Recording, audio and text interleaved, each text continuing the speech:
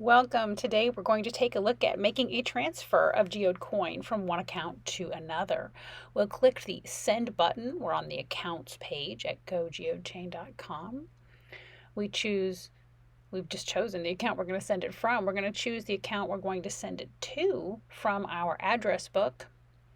Decide how much we want to send, how much geode that is. You can send fractions of a geode as well, up to 10 to the minus 12 if you feel like it. There is an existential deposit of 10 geode for any one account. Any account that falls below 10 geode will be reaped, which means it will be deleted and you will not be able to get it back again. We click make the transfer. And at this point, you got a couple little screens you need to go through. This is very important. There's going to be a small transaction fee for transferring geode. Here we see a little warning that this account doesn't actually have anything in it, and it's letting us know, which is very nice.